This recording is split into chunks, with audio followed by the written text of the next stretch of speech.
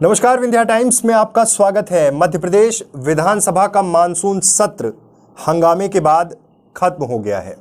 बहुत छोटा मानसून सत्र था, लेकिन उम्मीद थी कि चर्चा होगी, सवालों के जवाब मिलेंगे, तमाम महत्वपूर्ण काम होंगे।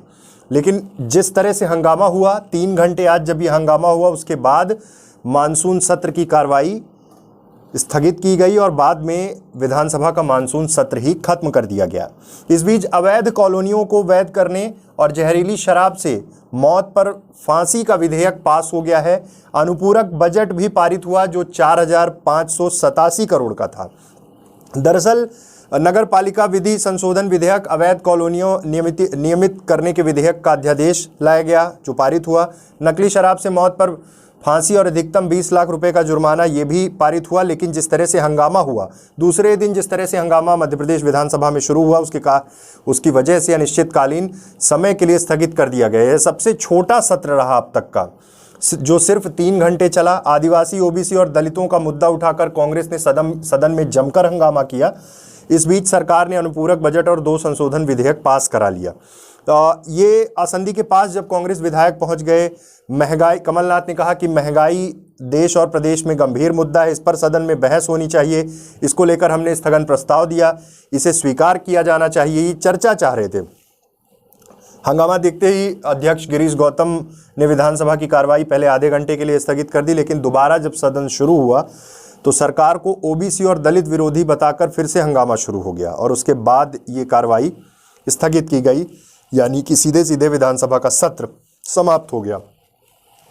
ओबीसी आरक्षण को लेकर 27% ओबीसी आरक्षण को लेकर जबरदस्त सत्ता पक्ष और विपक्ष में टकराव हुआ।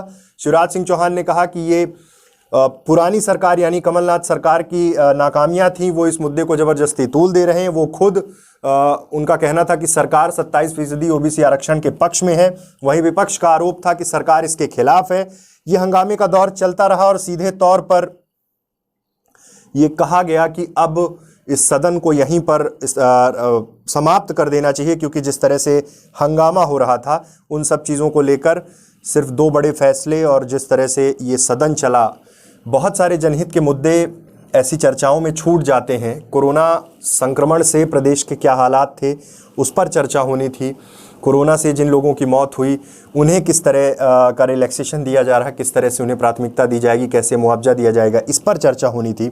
चंबल के हालात, बाढ़ के बाद जिस तरह की वहाँ भुखमरी की स्थिति निर्मित हो रही है, तमाम राहत कार्य चल रहे हैं, लेकिन शायद वहाँ पर विपक्ष को उस पर चर्चा करानी थी। लेकिन आनन फानन में जिस तरह से सदन समाप्त हुआ, जिस तरह से ये मानसून सत्र समापन किया गया, ये कई सवाल खड़े करता है। जनहित के मुद्दे और सदन के पटल पर जब कोई विषय जाता है तो उसकी गंभीरता, प्रासंगिकता बहुत बढ़ जाती है। लेकिन इस तरह से सिर्फ खाना पूर्ति कर सदन की कार्रवाइयाँ अगर चलेंगी तो आप सोचिए कि जनहित के मुद्दों का क्या होगा। क्या इस तरह से जनप्रतिनिधियों को चुनकर, सरकार को चुनकर भेजा जाता है ताकि वहाँ पर सदन में मजबूत लड़ाई लड़ी जा सके। विपक्ष का आरोप है कि सरकार बात नहीं करना चाह रही थी, सरकार किसी भी तरह की बहस नहीं चाह रही थी, जबकि तमाम चीज़ों को सदन पर रखने की कोशिश की गई। लेकिन बहुत छोटा ये सत्र रहा, कितना काम हो पाया ये आपके सामने है। और इस तरह से अगर सत्र चलेगा तो कैसे जनहित के फैसले हो पाएंगे। बहुत बहुत धन्यवाद।